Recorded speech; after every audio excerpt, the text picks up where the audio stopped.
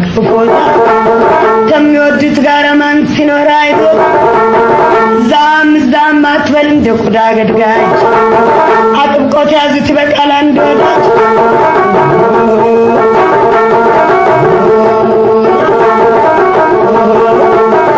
ባልሽን ሰር እንጂ በጭራ ገመድ እኔ ተንጉሳ ሀገሬ ታባሽ ልሂድ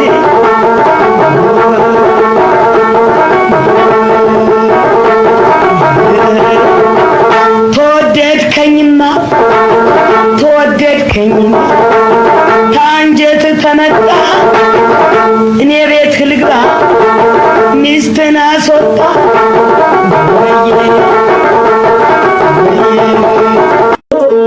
እናት ብድር ሆና እኔ ብበደራት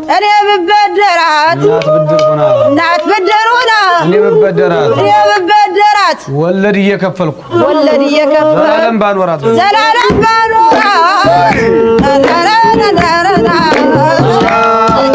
ወዩ ሌላው ቤተንዳ ጉራጌ ሌላው ወዩ ሌላው ቤተንዳ ጉራጌ ሌላው ኪዱ ሌላው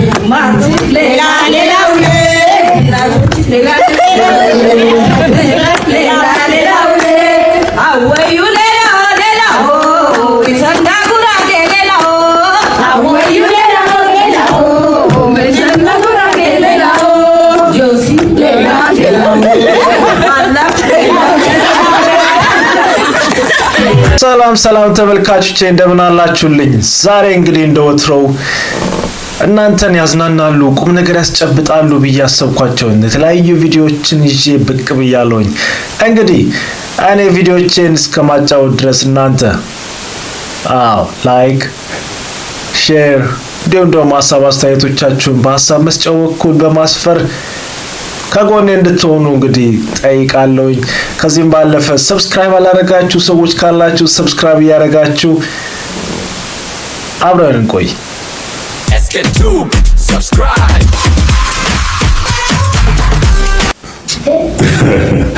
ያለው ኢሞጂ አራቶቹ ነው እንደሚያለው አይ ለኔ ነው ስቃይ ዶሮ ያለ ኮንሰርን ያለው ኢሞጂ ነው እንዳይገሱ ነው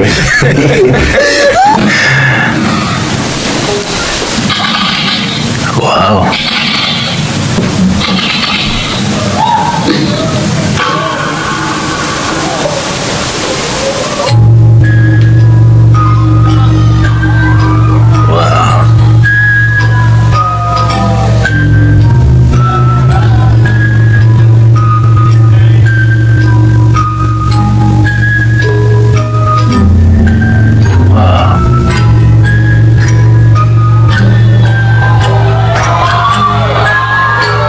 Jesus. Man, it's killing me.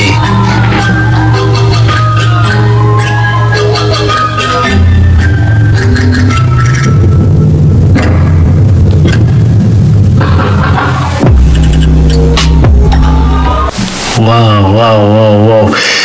ይሄ የሚገርም ስኪል ነው። It's my birthday, I must spend my money. It's my birthday, I must spend my money. It's my birthday, I'ma live my fantasy. ማና ፖፕ ስሞክ ምን አርጉ ነው የምትለው? እኔ አባት እንዳንተ ሻምስ መቶ ብር ይዘኛ ላይ ተብራለ ያስኩ ብር እኮ ለመበተና ነው የኔ አባት። በዚህ ጊዜ ያስኩ ብር አይደለም ክለብ የቀበሌ ክለብ እኮ ያዝናና ማነሽ የኔ መቤት አንቺስ ምን ሉና የምትውቆይ ደማቀጥ ከተማረሽ አንቺ ወበጉን ይዘሽዋል ሲያረጋተሻላ እቅት ካስቀመጠ በቃ ምን አርግ ነው የምትዩ? ምን በመደለ ነው እንደዚህ መከራው ነው የምታሳዩ? ስላስቀመጠሽ እኮ ውለት አለብሽ። እኔ አንተ አሁን ባንተሽ በቃ ትርፍ ብሏል። ውስኪ እየደፋ ነው ምናምን ሬድ ሌብል ብላክ ሌብል አይቀር ሽቃት ሰደፈ በፊት ምናምን አናውቅም እንዴ ያባል ምን አቅም ኖሮ 500 ብር እያሳየን አንተ ሬድ ሌብል ልደፋ በእርግጠኝነት ጠርሙስ ውስጥ ያለው ወየግም የጠጡ አረቄ ነው ወይ የጉሽ ጠላ ነው። በእርግጠኝነት ይሄንን ያያችሁት የውጭ ፊልም ላይ ነው።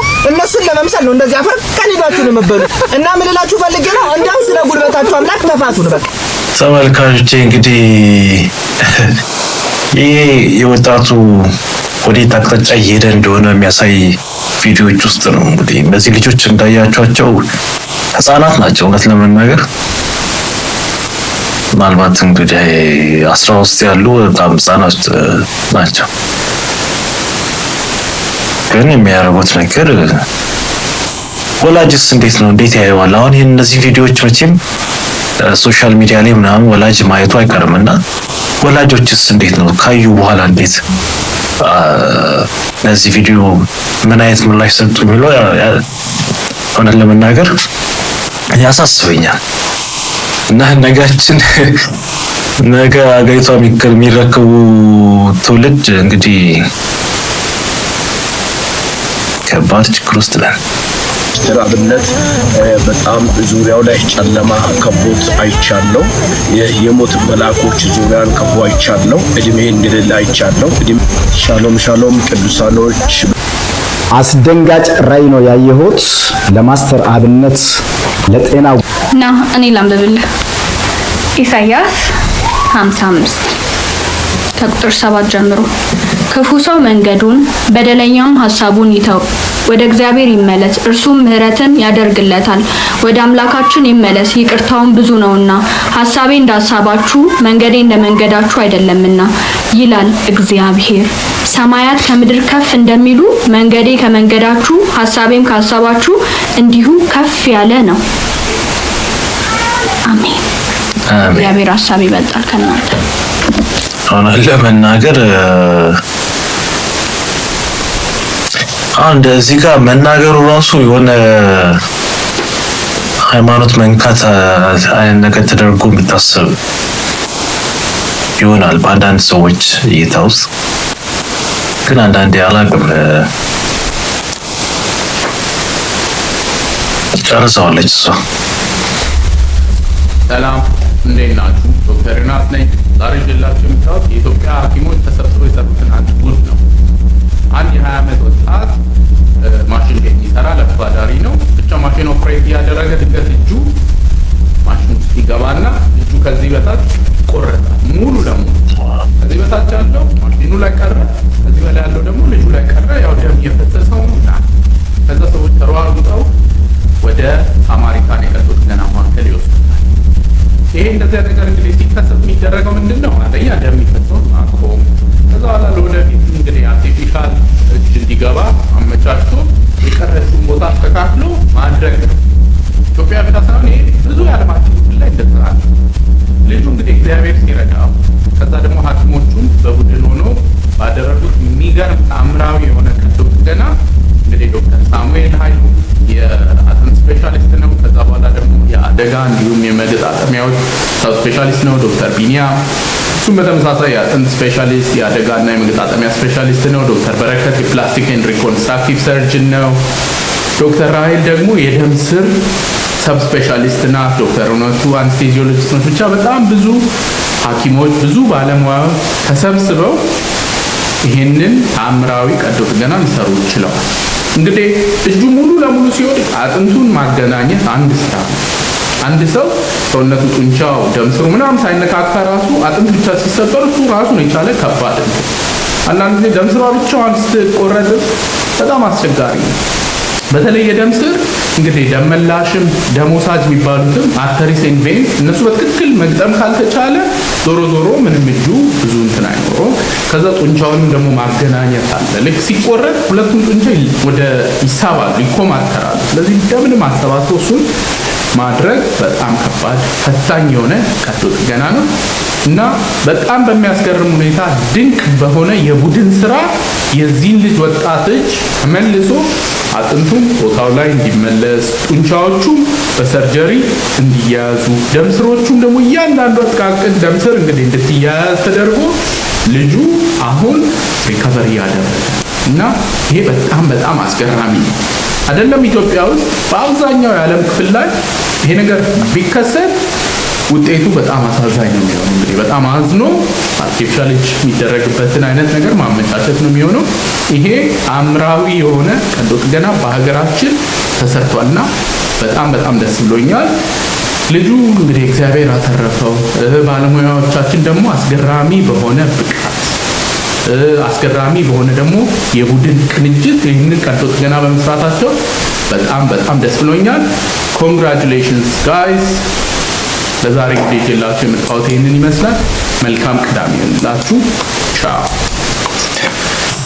ኩዶስ ብለናል እንግዲህ ለኢትዮጵያ ባለሙያዎች በጣም በሚገርም ሁኔታ እንደዚህ አይነት ነገሮች በጣም ሶፊስቲኬትድ እንደሆኑ ግልጽ ነው። መቼም አይደለም በሙያው ስላለ ሰው እንዲሁም ኦርዲናሪ ለሆኑ ሰዎች ራሱ ለእንደኔ አይነቱ ራሱ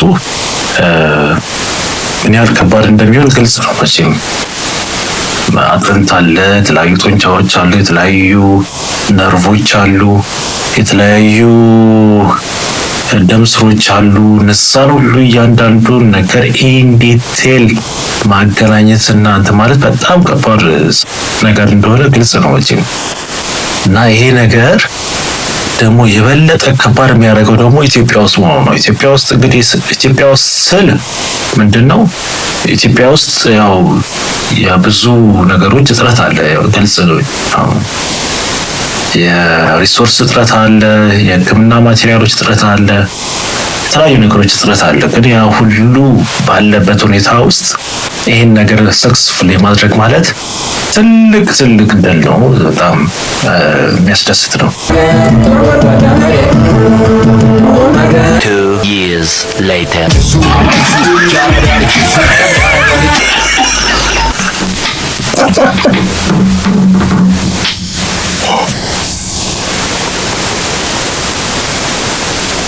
ሜዋሮች ነፍሳቸው አይማርም።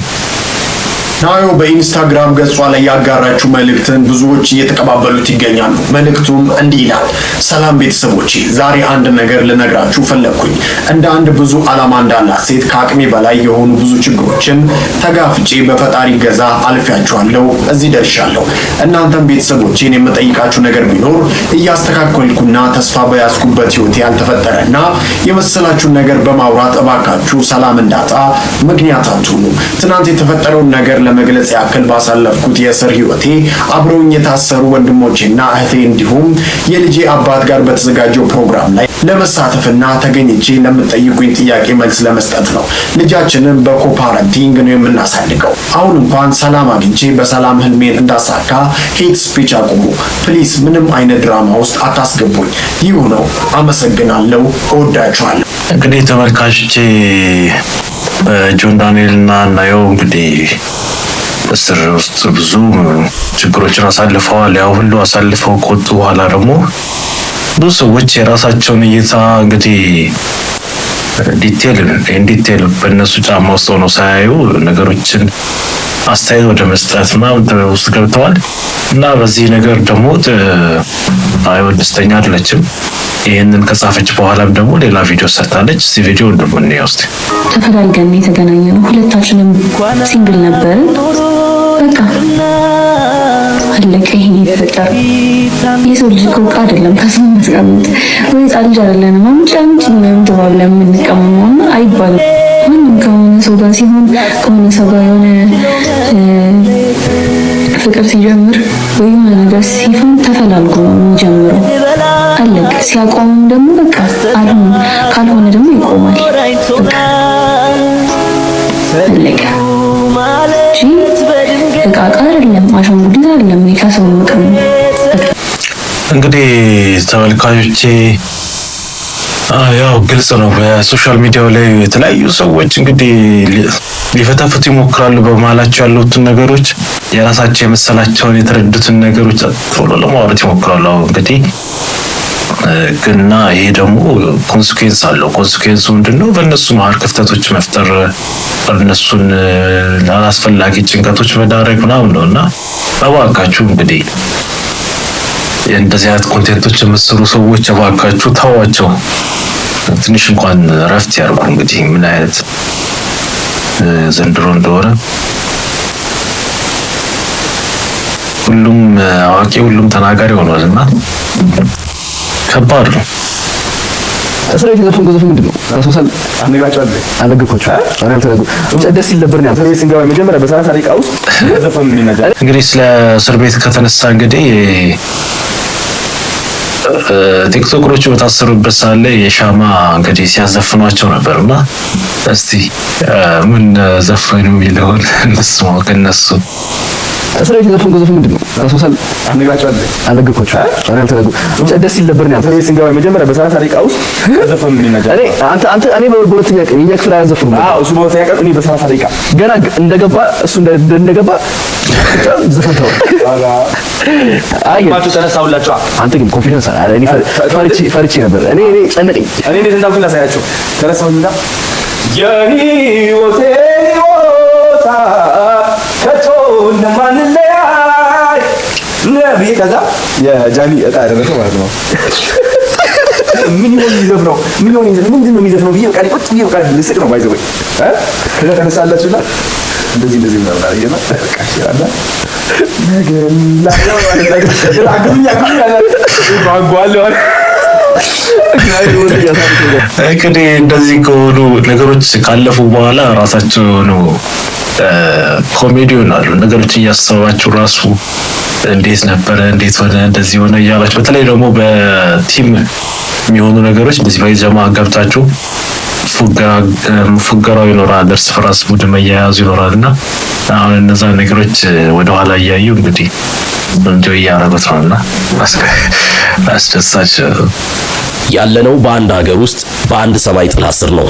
እውነታው ግን ለየቅል ነው። እስኪ ለአፍታ ልባችሁን ወደዚህች ሕፃን አዙሩ። እጆቿን ተመልከቱ። የያዘችው ለዕቃቃ ጨዋታ የሚሆን የውሸት ማዕድ እንዳይመስላችሁ። ጨካኙን ረሃብ ለማታለል አንጀቷን ለመደለል የምታደርገው የሞት ሽረት ትግል እንጂ። እናቶችን አስተውሉ። ማጀታቸው ከምግብ ይልቅ በባዶነት ተሞልቷል። የላይኛው ፀሐይ ንዳድ ከውስጥ ረሃብ ጋር ተባብሮ የቤቱን ምሰሶ ምንጣፍ ላይ ዘርሮታል። አባቶችን እዩ።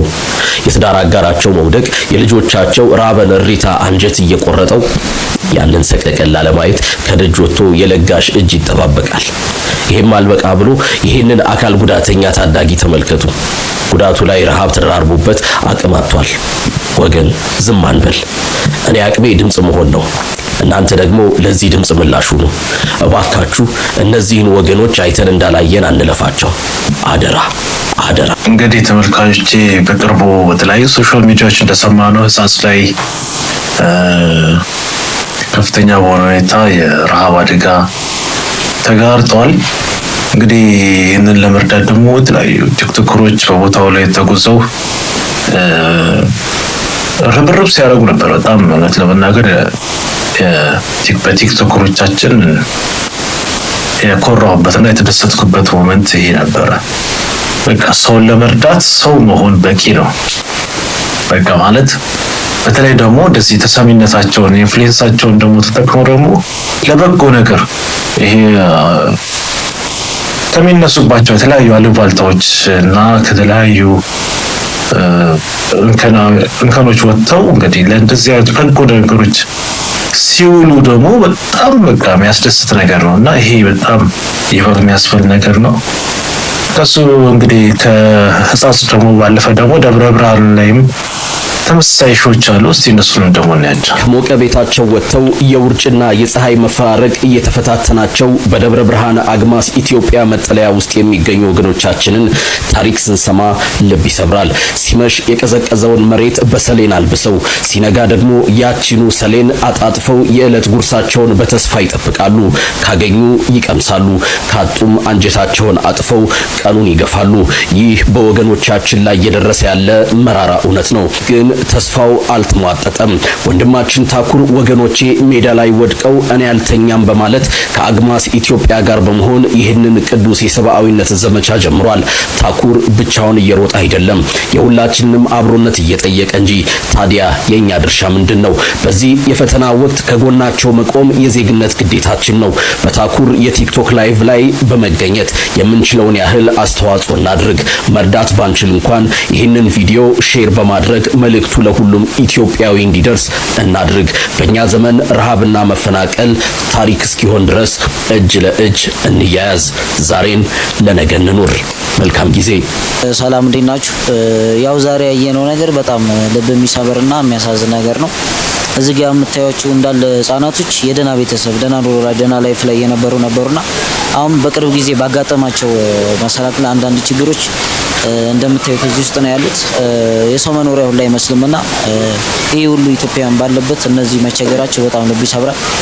የእውነት እንዳለ በየቤቶቻችን ወንድም እህት አለ እንደነዚህ ህፃን የአይን ማረፊያና እነዚህን ትንሽ ካለ ላይ ትንሽ ብናግዛቸው መተን ደግሞ ብናያቸው ባንችል ደግሞ ይሄን ነገር ለብዙ ሰው እንዲደርስ ብታረጉልን የእውነት በጣም ደስ ይለናል። ሙሉን ደግሞ ከጀርባ ወንድማችን ያሳያችኋል። ሙሉን አይታችሁ የቻላችሁ እርዱን፣ ያልቻላችሁ ደግሞ መታችሁ በአስቤዛም ሊሆን ይችላል በተለያየ ነገር የማትለብሱት ልብስ ጨምሮ ካለ መታችሁ እዚህ መስጠት ትችላላችሁ። ካልሆነ ለኛም ብትሰጡን ደግሞ እኛ እንልከዋለን። እስኪ ሌላው እንደው በአጠቃላይ ስትነሳ ታኩሬ ከዛ ተስተህ እንዲህ አይነት ጉዞ አለ ተብሎ እዚህ መተህ ስታየው ምንድነው አይምሮ ውስጥ የነበረው ነገር? ብዙ ሰዎች ከርቀት ሆነው በቪዲዮም በምንም ያያሉ። ቦታው ላይ ስትገኝ ምን ተሰማህ? አረ የእውነት ቦታው ላይ ሲደርስ በቃ በጣም ያማል። የሆነ ልብ የሚነካ ነገር ነው ያየሁት። እንደ ሁሉም ከቻሉ ደና ሰዎች የሚባሉት ሁሉም መምጣት የሚችል መተው ቤት በጣም ትልቅ ነገር ነውና በጣም ያሳዝናል። እንግዲህ ተመልካቾቼ እንደሰማችሁት ነው። በደብረ ብርሃን ደግሞ በተመሳሳይ ሁኔታ ከባድ ችግር ውስጥ ያሉ ወገኖቻችን አሉ። እነሱም ላይ እንግዲህ ታኩርና የተለያዩ ቲክቶከሮች በአንድነት በርብርብ ላይ ይገኛሉ እሱን ለመርዳት። ሆኖም በራሱ እንግዲህ ከባድ ኮሚትመንት የሚፈልግ ነገር ነው። እዚህ ጻጽ ላይ ደግሞ እነ ጆን ዳንኤል እንዲሁም አዶናይ እና የተለያዩ ቲክቶከሮች ስማቸውን ጠቅሶ መጨረሱ ከባድ ነው። ግን በጣም ብዙ ሰዎች ርብርብ ሲያደርጉ ነበረ። ቪዲዮቻቸውን ውስጥ በሚያደርጓቸው ቪዲዮዎችም ታይተዋል። እና ከእነዚህ ውስጥ ደግሞ አንዱ ደግሞ ስለነበረው ኤክስፒሪየንስ ጆን ዳንኤል ሲያወራ ነበር እና ስፔሲፊክ ኢሹ እና እስቲ እንየውና እያጠጧቸው ጁስ በጣም ደግሞ ወደቁ የሆኑ ሽማግሌ ሰውዬና ከዛ ጁስ እያጠጧቸው ማለት ነው። ዝም አላሉም። እንደዚህ ጠጡና ትንሽ ጸጥ አላሉ። ከዛ ውሃ አድርገንላቸው ምናምን ተነሱ። ግን አይነሱም፣ አይንቀሳቀሱም ምናምን። ከዛ በኋላ ሆስፒታል እንውሰዳቸው ብዬ ሆስፒታል የሚባል ነገር የለም። ሆስፒታል ቢኖር ጆን እናንተ ትመጣላችሁ እንዴ አሉ። ሆስፒታል ቢኖር እኮ እናንተ አትመጡም አሉ። ከዛ ይዘናቸው ሰውየውን መሬት ላይ ተቀምጠን ምናምን ከዛ እንትን አሉ አይደለ ኤንጂኦ የሚሰሩ ሰዎች እነሱ ላይክ ዝም ብሎ ብለድ ፕሬሸር መለኪያ ምናምን ይዘው ነበርና አልጋ ምናምን አዘጋጅተው ነበር። እነሱ ጋር አስገባናቸው ተሸክመን ምናምን ደማቸው ምናምን ልክ ነው። በቃ ችግራቸውን አናውቅም። ቁጭ ብለን ትንሽ ነቃ ሲሉ ሄድን ወጣን። ቁርጥ አድርጓቸው በጣም ነው የሚያሳዝኑት። በጣም ነው ሾክ የምታደርጉት ጋይስ ስትሄዱ። መጀመሪያ ላይ ሁላ በጣም ላይክ ሾክ አድርጌ ማለት ነው ቪዲዮ አቁሜ ምናምን ቁጭ ብዬ አረጋግተውኝ ምናምን ድጋሚ እንትን ያልኩት እንግዲህ እንደሰማችሁት ነው። ከባድ ችግር አለና እንግዲህ ሁሉም በአቅሙ ሲረባረብ እንግዲህ ችግሮቻችን መፍታት ይችላል። ዋናው ነገር በአንድነት ለችግሮቻችን መቆም ነውና በአንድነት መቆም ይኖርብናል። እስቲ ከዚሁ ከአካሄድ አንጻር ደግሞ እንግዲህ አንድ አስተያየቶች ሲነሱ ነበረ። እስቲ እንስማውና ከእርዳታው በላይ የሚያሳስበው ነገር እቺ ልጅ የምታወራው ነገር አንድ ጊዜ ልስማት ያይሽ እባካችሁ ይሄንን ጁስ እየሰጣችሁ ከረሃቡ ቀድማችሁ እናንተ እንዳትገሏቸው። በጣም ረጅም ጊዜ ምግብ ያልበላ ሰው እዚህ ጁስ ውስጥ ያለውን ስኳር መቋቋም አይችልም። ሪፊዲንግ ሲንድሮም ያጋጥማቸዋል። ራሳቸውን ሊስቱ ይችላሉ። በጣም አቅም ያጣሉ። በጣም ነው የሚደክሙት። ስለዚህ እናንተ ማድረግ ያለባችሁ የታሸገ ውሃና ወተት ነው ይዛችሁላቸው ልትሄዱ የሚገባው። ያንን ውሃና ወተት እያቀላቀላችሁ ስጧቸው እስኪረጋጉ ድረስ። እንግዲህ ተመልካቾቼ በዚህ ጉዳይ ላይ አሁን ሶልት ሪፊዲንግ ሲንድሮም ማለት በአጠቃላይ ከፍተኛ ግሉኮስ ያለው ነገር ራብ ላይ ላለ ሰው ሲሰጥ ከፍተኛ ጉዳት አለው። ይህ ማለት ራብ ላይ የነበረ ዳይጀስቲቭ ሲስተም በአጠቃላይ ይሄ ፍራጃይል ነውና በዛ ሰዓት ላይ ከፍተኛ የሆነ ስኳር ይዘት ያለው ነገር በሚጠጡበት ሰዓት ላይ ይህ ነገር በራሱ ሲስተሙ ላይ በጣም ትልቅ ችግር ያመጣል።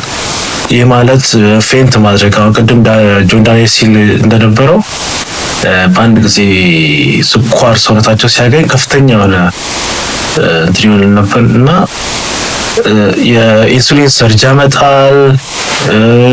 ፌንት ማድረግ፣ ይሄ ማቅለሽለሽ፣ ማስመለስ ከዛም አልፎ እስከ ሞት ድረስ ሊያደርስ ሁሉ ይችላል እና እነዚህ ነገሮች በጣም ትኩረት የሚፈልጉ ነገሮች ናቸው፣ ጥንቃቄ የሚፈልጉ ነገሮች ናቸው እና አይ ኖ እነሱ መልካም ነገር በማሰብ ነው ይሄን ያደረጉት፣ መርዳትን በማሰብ ነው። ግን ይህ ነገር ደግሞ ራሱ ችግር አለው እና ነገሮች ቢታዩ በሰከነ መልኩ ቢታሰቡ መልካም ነው ለማለት ሞክራለሁ።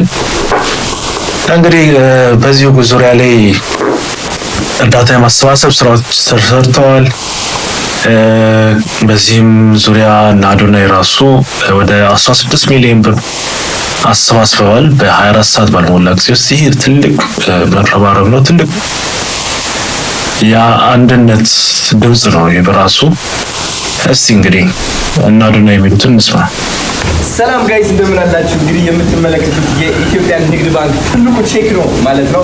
ለኢትዮጵያ አደጋ ስጋት ስራ አመራር ኮሚሽን 16 ሚሊዮን 600 ሺህ ብር ልናስረክብ ነው አሁኑ ሄደን ማለት ነው። እንግዲህ እዚህ ጋር የምንፈርመው ፈርማታለው ማለት ነው። እንደዚህ ታደርግና ወደዚህ እኛ ሁሉ ጋር ፈርም እዚህ ጋር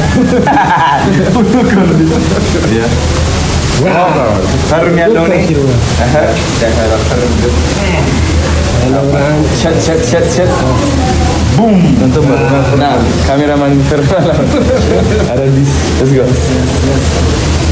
ያንተ ደመቀ የሱ ደመቀ እንዳዲስ አረብናት ስማ ይኸው እንግዲህ እንደምትመለከቱት እያስረከብነው ነው። ለምን 16 ሚሊዮን 600 ሺህ ብር እነሱ የሚያደርጉትን ያውቃሉ፣ በስነ ስርዓት አድርገው ዴሊቨሪ ያደርጉታል።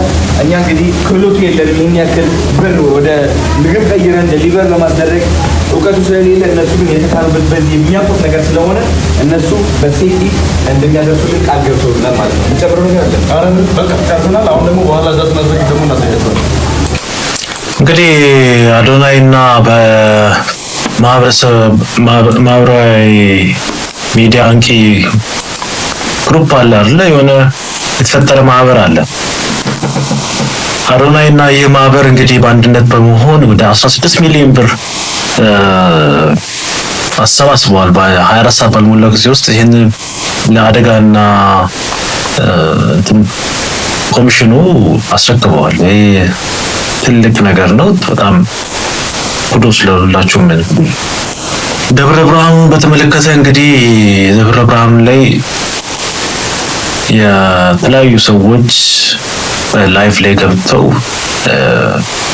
የተለያዩ ስጦታዎችን በመስጠት ብር ሲያሰባስቡ ነበረ እና ይህ ሁኔታ ደግሞ በራሱ የፈጠረው ነገር አለ። እስቲ እንስማና እንምጣ።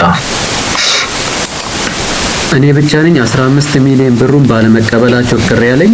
አግማስ ኢትዮጵያ ወርቁ አይተነው የሰጣቸውን 15 ሚሊዮን ብር እንደማይቀበሉ ዛሬ በመግለጫቸው አስታውቀዋል። ለዚህም ምክንያት ያደረጉት የኛ ድርጅት ከየትኛውም ፖለቲካና ሃይማኖት ገለልተኛና ነፃ የሆነ ስለሆነ ከሱ አንቀበልም ብለዋል። በነገራችን ላይ አንድ ድርጅት ከፖለቲካ ከብሔርና ከሃይማኖት ነፃ ነው ማለት ፖለቲካ ውስጥ ያሉ፣ ሃይማኖት ውስጥ ያሉ፣ ብሔርተኝነት ውስጥ ያሉ ሰዎች መርዳት አይችሉም ማለት አይደለም። ለምሳሌ ጠቅላይ ሚኒስትሩ ብር ሊሰጣችሁ ይችላል። ነገር ግን አንተ ፓርቲ ስላለክ ካንተ አንቀበልም ማለት መብት የላቸውም።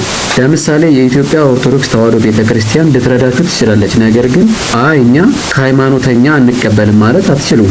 የትኛውም ሰው የራሱ የሆነ ሃይማኖት አለው፣ ፖለቲካ አለው፣ ብሔር ብሎ የሚያስበው ነገር አለው። ያ ማለት ያ ሰው ወገኑን መርዳት አይችልም ማለት አይደለም። ማንም ሰው የፈለገውን ፖለቲካ፣ ሃይማኖት፣ ብሔር ይከተል። ነገር ግን መርዳት እስከፈለገ ድረስ ለህዝቡ መድረስ እስከፈለገ ድረስ ሊፈቀድለት ይገባል ብዬ አስባለሁ። ያ ካልሆነ ግን እስካሁን ድረስ ቢያንስ ከ1000 ሰው በላይ በዚህ እርዳታ ላይ ተሳትፏል ብዬ አስባለሁ። እነዚህን ሁሉ ሰው እንዴት ታውቃላችሁ? ምን ያስቡ፣ ፖለቲካቸው፣ ብሔራቸው፣ ሃይማኖተኝነታቸው ምን ይሁን በምን ታውቃላችሁ? ወርቁ አይተነው ይህንን ገንዘብ የረዳው ለህዝቡ እስከሆነ ድረስ፣ ለሰላም ህዝቡ እንዲጠቀምበት እስከሆነ ድረስ ለየትኛው ለየትኛውም ፖለቲካ ለየትኛውም ብሔርተኝነት ብሩን እስካልሰጠ ድረስ ቢቀበሉትና ለህዝቡ የሆነ ነገር ቢያደርጉለት የተሻለ ነው ብዬ አስባለሁ። 15 ሚሊዮን ብር የሚናቅና አንፈልግም የሚባል ገንዘብ አይመስለኝም። መሆን ያለበት አላማው እንጂ አንተ እንደዚህ ነህ አንተ እንደዛ ነህ የሚለው ጉዳይ አይመስለኝም። ህዝቡ እየተራበ ነው፣ ህዝቡ እየተቸገረ ነው። በዚህ ሁኔታ ውስጥ ገንዘብ እንደዚህ መጥቶ እያለ አይ አንተ እንደዚህ ነህ አንተ እንደዛ ነህ አንተ የዚህ ፖለቲካ አንተ የዛ ፖለቲካ መባባላችን ቢቀር የተሻለ ይመስለኛል። የኔ ምክንያት ምንድነው? ወርቁ አይተነው ይሄንን ገንዘብ የሰጠው ለህዝቡ እስከሆነ ድረስ ለየትኛውም ፖለቲካና ብሔርተኝነት እስካላበረከተ ድረስ ተቀባይነት ቢኖረው የተሻለ ይመስለኛል። ለመናገር በጣም የበሰለ አስተያየት ነው የሰጠው። የምጨምረው ነገር የለኝም። ብቻ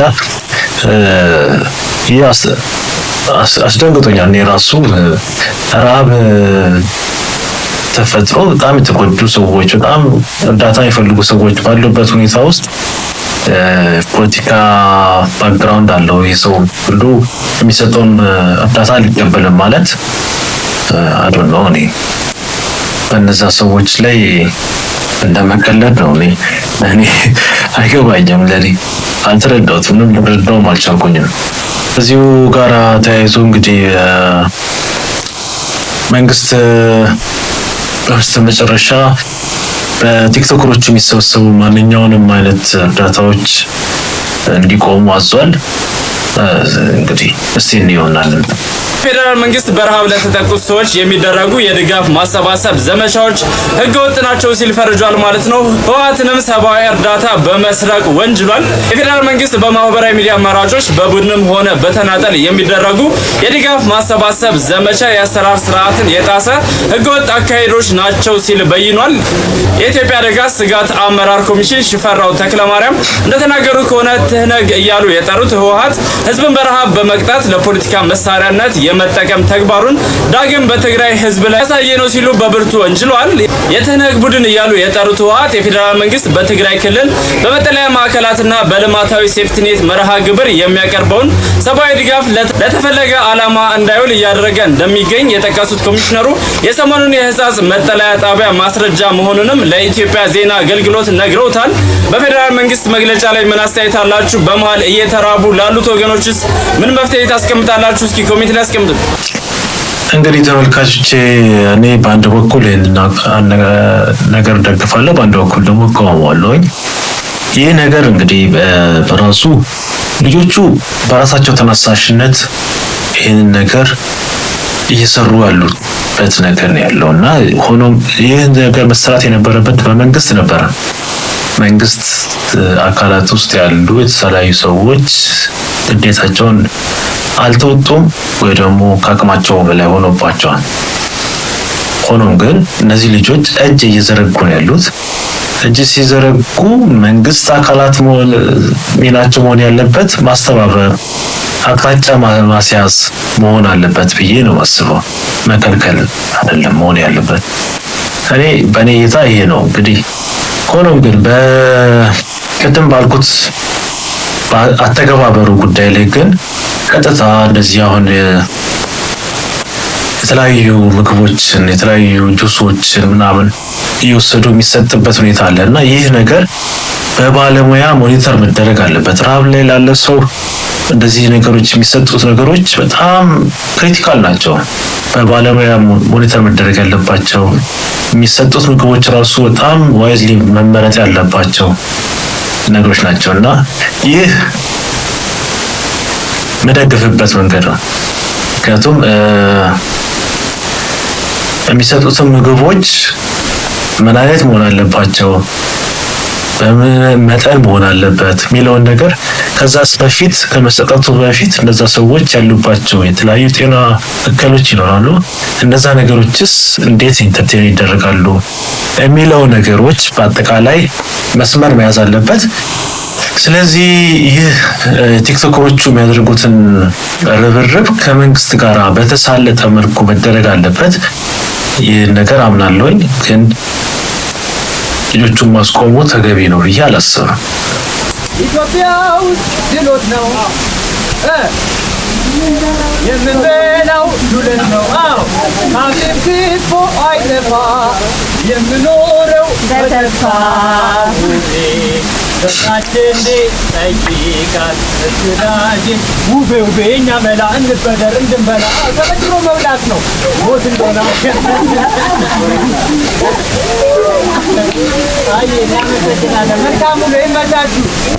እንግዲህ በቴሌብር ተበደርና ብላስ ከዛ የባንክ አካውንት ይዘጋላል። አንተ ቆሽማዳ አንተ ኳስ እያየህ እህትህ ፊልም ካላየው በላ ስትለምንህ እንደዚህ በማለት ዝም ብለህ የምታየው ጆሮዋን ይዘህ ቀለዛ አቆጣት ወጣ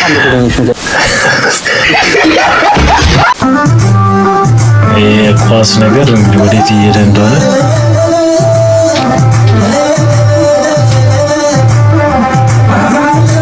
እንግዲህ ተመልካቾቼ ኳስ መደገፍ ጤናማ ነገር ነው፣ መልካም ነገር ነው። ግን ሁሉ ነገር ልክና መጠን ሲኖረው ነው። በሰርግ ላይ እንግዲህ ምን ትሉታላችሁ? ሰርጉ ላይ ሆኖ ኳስ ማየት ማለት ላይቭ ማየት ማለት ይሄ ጤነኝነት አይመስለኝም። እንግዲህ እስቲ አስተያየቶቻችሁን ብትጋሩ እስቲ። በፕሮፌት ሄኖክና በሰላሌ በፊቼ ሰዎች መካከል የተነሳውን ውዝግብ አስመልክቶ ጄፒኤስ ቸርችም በዚህ ሰዓት ላይ መግለጫ ማውጣቷን ተመልክቻለሁ። እንደሚታወቀው ከሰሞኑ በተደረገ አንድ ፕሮግራም ላይ የሰላሌ ሰዎችን አስመልክቶ የጂፒኤስ መስራችም ፕሮፌት ሄኖክ የተናገረው ንግግር የሰላሌ ሰዎችን ማስቆጣቱ ይታወቃል። በዚህ ጉዳይ ላይ መግለጫም ወጥቷል። በመግለጫውም ታዲያ ጄፒኤስ ቸርች የአንዲት እህት ምስክርነት በቤተክርስቲያናችን የማህበራዊ ድረገጾች ላይ የተለቀቀ መሆኑ ይታወቃል።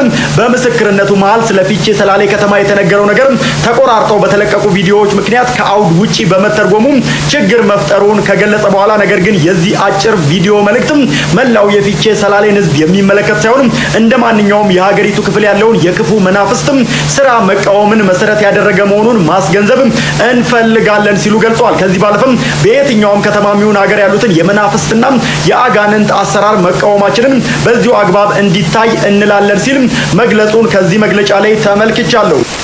እንግዲህ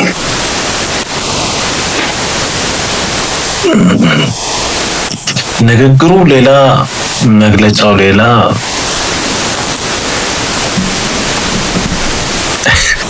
ምን ትላላችሁ? አጥጋቢ ነው፣ ትክክል ነው ብላችሁ ታስባላችሁ? እስቲ